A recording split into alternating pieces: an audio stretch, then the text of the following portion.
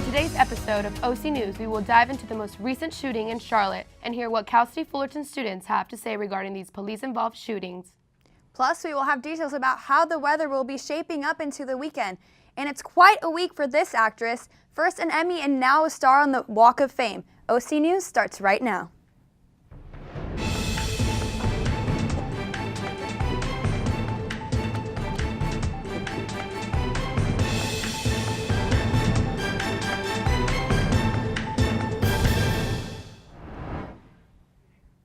Welcome to OC News. I'm Raquel Navarro. And I'm Carolina Quixano. OC News is brought to you by the broadcast journalism students at Cal State Fullerton. We start tonight in North Carolina. Leaders in Charlotte are asking for calm after last night's violent protests following an officer-involved shooting and killing. Protests of the killing sparked violence that led to more than a dozen police officers injured and the closing of an interstate highway. Now both police and the family of the man who was killed are speaking out. CNN's Emily Schmidt reports. Facebook Live captured the moment a Charlotte police shooting turned personal for a daughter learning her father was dead. Lyric Scott's grief and the community outrage turned to public protests at night and a day of explanation. Scott said her father was simply reading a book, but police say no book was found. They said he had a gun. Somebody said he had a book. We need to do our own independent investigation. The story is a little bit different as to how it's been portrayed so far, especially through social media. Charlotte's police chief says Tuesday, officers searching for a suspect at an apartment complex saw someone else, Keith Scott, get out of a vehicle with a gun, then get back inside. As the officers continued to yell at him to drop it, he stepped out, posing a threat to the officers, and Officer Brentley Vinson subsequently fired his weapon, striking the subject. The chief says he can't say if Scott pointed his gun at police. At a news conference for the family, speakers say there's no justice. Scott sits here every day in his vehicle wanting to pick up his son and give him a hug. And yesterday his son could not get that hug. Both Keith Scott and Officer Vinson are black. Police say Vinson was not wearing a body camera. Cameras did capture police reaction to protests turning violent. Charlotte's mayor says she is in contact with President Obama and asking for peace as the investigation continues. I'm Emily Schmidt reporting. The Charlotte shooting has created reaction nationwide. Our own Sarah Fenton went around campus to capture students' thoughts and sentiments on the tragedy. From Ferguson to Baltimore to Tulsa and now Charlotte, police shootings have caused outrage and fear among some citizens across the country. U.S. Attorney General Loretta Lynch spoke about police shootings at a conference in Washington. She said the shootings have, quote, once again highlighted in the most vivid and painful terms the real divisions that still persist in the nation between law enforcement and communities of color, end quote. I spoke to students on campus about their thoughts on the recent police shootings and asked if they see a solution to this problem. It's definitely an outrage and it's a catastrophe. You know, it paints America in a bad light. It paints people, it paints the police in a bad light. I feel like it's not right, like what's going on.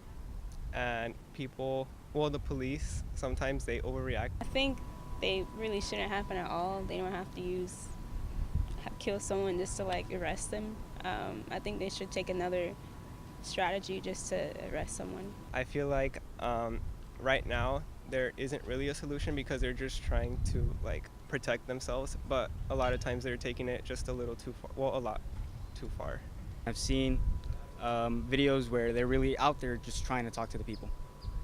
And I think that is the solution, direct communication between the people and the police.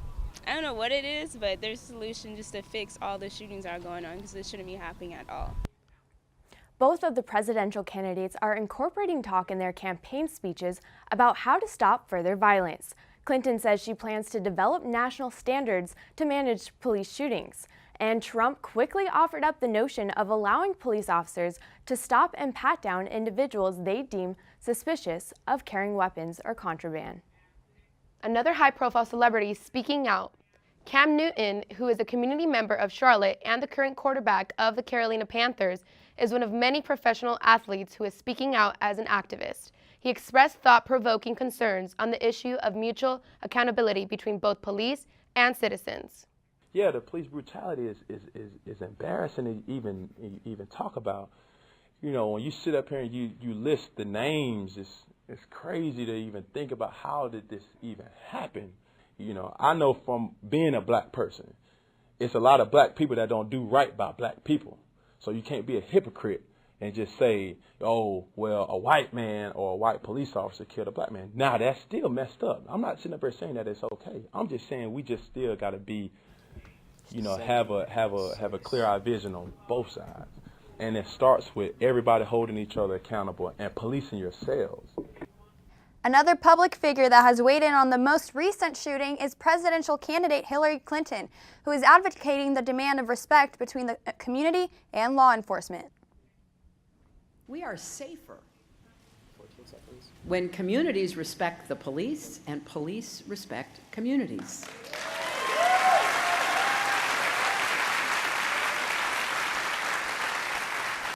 Clinton made national news for more than just her reaction. Melina Joseph will have this and more in politics. President Barack Obama says it's time for world leaders to step up to help ease the suffering in Syria. The president made the remarks on Tuesday while addressing a refugee summit at the United Nations in New York. Obama encouraged all nations to welcome those fleeing from war and to push for a diplomatic solution in Syria. What is happening in Syria, for example, is unacceptable. And we are not as unified as we should be in pushing to make it stop. On Monday night, airstrikes bombed an Arab convoy and a Syrian Arab Red Crescent warehouse. The humanitarian delivery of goods was headed to eastern Aleppo, a war-torn part of the country cut off from supplies since July. An estimated 250,000 people there are short on food, medicine, and water. As a result of the attack, the UN has suspended aid convoys to the area. Controversial boxing promoter Don King used the N-word while introducing Donald Trump during an event at the New Spirit Revival Center at a church in Ohio on Wednesday. King said the word as he talked about people of color trying to achieve success by emulating white people, but still remaining, quote, Negroes. But after repeatedly saying the word Negro, King slipped. I told Michael Jackson, I said, if you're poor, you are a poor Negro. I would use the N-word. But if you're rich, you are a rich Negro. If you are intelligent, intellectual, you're an intellectual Negro. If you are dancing and sliding and gliding Negro, you are dancing and sliding and gliding Negro. So dare not alienate because you cannot assimilate. So, you know, you're going to be a Negro till you die. During King's speech, he praised Trump as fearless, courageous, and brave, and said Trump would take the system apart and create a whole new system. Trump, who was pleased with King's sponsor, was nothing but smiles during the speech, or should we say hate speech. In other news, during a rally and fundraising event in Orlando, Democratic presidential candidate Hillary Clinton talked to supporters about what needs to be done in order to decrease the number of shootings. She said, quote, "We need to come together, work together, Black, Latinos, Asian, all of us. Turn the tide, stop the violence, build the trust," end quote. Hillary Clinton ended her speech with a message about equality. Let's take a look. This election is a chance for us to move still closer to that goal, to make sure everyone can contribute to a growing and prospering America. To say loudly and clearly, in this country, no one's worthless, no one's less than, we're all of value. In the United States of America, the greatest country in the world, we believe everyone is created equal. That's going to do it for us in politics. Back to you guys in the studio. Coming up after the break, Imani will tell us what to expect this week in weather. And in entertainment, we will have more about what led to the breakup of Brad and Angelina.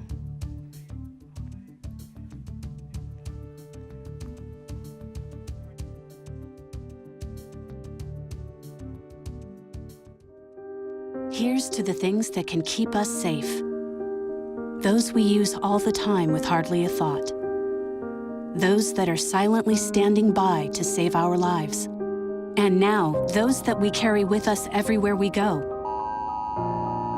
Many mobile devices will now bring you wireless emergency alerts, real-time information directly from local sources you know and trust. With the unique sound and vibration, you'll be in the know, wherever you are. There's one thing you can never have sex without. It's not something you buy. Or something you take. In fact, there's only one way to get it. It has to be given to you, freely. It's consent. Because sex without it isn't sex. It's rape. Consent. If you don't get it, you don't get it. It's on us to stop sexual assault. Learn how and take the pledge at itsonus.org. We may have entered fall quicker than we thought, and we are back with the hotter temperatures. Imani Jackson has more on the weather. Those cooler temperatures came and went, and things are starting to heat up a bit. I don't know about you guys, but this morning I stepped outside for a workout. As soon as I felt the heat, I stepped back in my home because it was a little too hot and I was not mentally prepared for that. But with that said, it's a gorgeous temperature nonetheless. So let's take a peek at our temperature outside right now. So currently we have a temperature of 86 degrees with a low 67. Our humidity levels are at 49%, but we aren't too much concerned about that because of those dew points. Our sunrise came at 6:39 a.m. and we can expect to say goodbye to the Mr. Sun at, let's see, 6:49 p.m. So with that being said, let's take a look at our current national temperatures.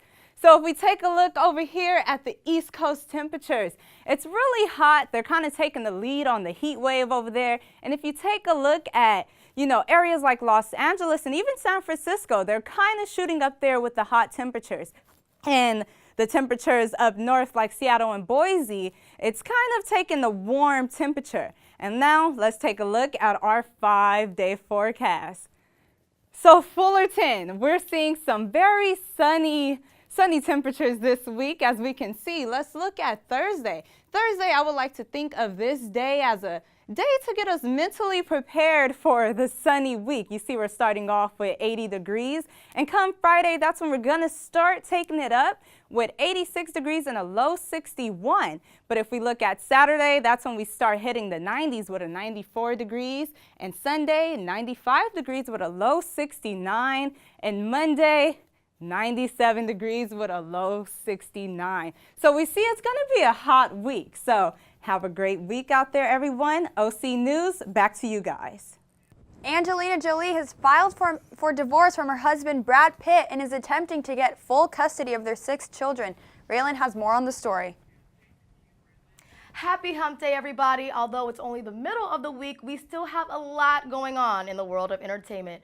First, it's the breakup that's shaking up Hollywood. After only 2 years of marriage, Brad Pitt and Angelina Jolie are calling it quits. The couple has been together since 2004, which was around the same time they were shooting their film, Mr. and Mrs. Smith. Jolie filed legal documents on Monday morning citing irreconcilable differences. She is asking the court to grant her physical custody of their 6 children and Pitt visitation. Pitt, who released a statement to People earlier this week, says, "I am very saddened by this, but what matters most now is the well-being of our kids." And I do wish Brad and Angelina the best. In other news, Kathy Bates gets a star on the Hollywood Walk of Fame. The Oscar winner had her family and friends in attendance Tuesday evening, including Shirley MacLaine and Billy Bob Thornton. Bates, who said in an interview for Variety, "I'm so happy to be busy. It's been an amazing year, and I'm grateful for it." So many people make it possible for us actors to do the thing that we dearly love to do. The studios, the networks, the producers, the directors, actors, artists, and craftsmen who build and design the costumes, the makeup, and hair, and the special effects. The crews who sweat through every hour with us with never a complaint. And the guys who feed us, and the drivers who get us all there and back safely. If it weren't for them, I'd be mumbling to myself, dancing around in my underwear in an empty parking lot. I love that. And you can watch her every Wednesday night at 10 p.m. on FX's American Horror Story. Now, everybody's been looking for The Weeknd, and I'm not talking about Saturday through Sunday. The Grammy Award singer has been on hiatus ever since he deleted all his pictures on Instagram early this week, which left most fans quite curious. Well, here's what The Weeknd looked like before, and here is what The Weeknd looks like now, okay? The Earned It singer tweeted these photos of his new do and also mentioned that a new album is on the way. And I cannot wait to hear it. Now it's time for today's viral video. Even though happy hour is right around the corner, one star is not chugging beer, but instead sprinkles. Katy Perry took to her Instagram to post this video with the caption, "My body is a temple." The video already has over 5 million views. Well, that's been a week in entertainment with me. Back to you guys in the studio. Up next, one of Cal State Fullerton's sports teams is called the top program in the country. And it's not our baseball team this time around. And a favorite actress of ours gets an Emmy and a star on the Walk of Fame this week. Stay tuned to find out who.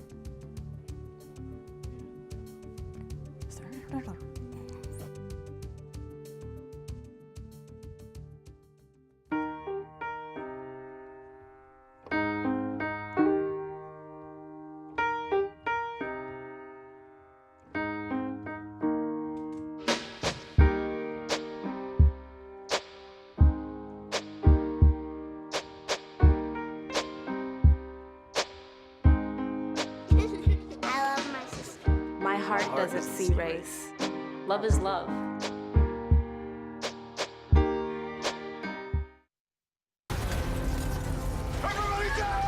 The earthquakes you see in movies are one thing, but real life is a completely different animal. Just because you can't predict an earthquake doesn't mean that you can't prepare for one. In the event of a real earthquake, you should drop, cover, and hold on. Visit ready.gov/earthquake and practice what to do to keep you and your family safe in the event of a real earthquake. And you'll be seen as a hero by your family and your loved ones. Visit ready.gov/earthquake today. In sports this week, Cal State Fullerton softball and cross-country teams shine. There's also breaking news from the NFL. Here's Christian Egan with more. We start off sports with big news at Cal State Fullerton. Titans softball received prestigious award today. For the second time in program history, the softball team received the Division I Athletic Directors Association All Sports Trophy, which goes to the top Division I institution that does not sponsor football. The Titan softball program becomes the 11th school with multiple D1 AADA All Sports trophies in the sport of softball after capturing the trophy back in 2009. Cal State Fullerton men's and women's cross country teams both took first place at the USD Invite this past weekend. The men were led by Jose Penaloza, who finished second overall. The women were led by Sierra Ungerman, who finished first overall. This is the first win of the season for men after finishing second in the season opener. The women remain undefeated and look to continue success with the next challenge coming in Sacramento at the West Region Preview on October 1st. Now, to some surprising baseball news. There's a new member of the New York Mets organization. That member is former football player Tim Tebow. Yep, you heard that right. Hundreds of fans flocked to St. Lucie, Florida, in order to get a glimpse of Tebow's debut out on the diamond. Tebow was asked about his thoughts on his first day. I think it's all about perspective and how you define things. And for me, success is going to be defined by giving it everything I have and being the best I can be and pursuing this with everything I have. And, you know, it's a dream for me and it's a blessing to be able to pursue that. There is breaking news out of the NFL. The Vikings suffered another big loss early in the season, losing superstar running back Adrian Peterson in the third quarter in Sunday's game.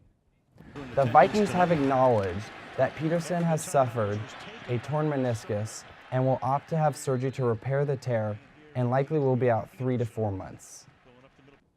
That's all we have for sports this week. Back to you, ladies. For more news, be sure to follow our social media accounts on Facebook, Twitter, and YouTube. Thanks for joining us today on OC News. From Cal State Fullerton, I'm Raquel Navarro. And I'm Carolina Quixano. Good night, everybody.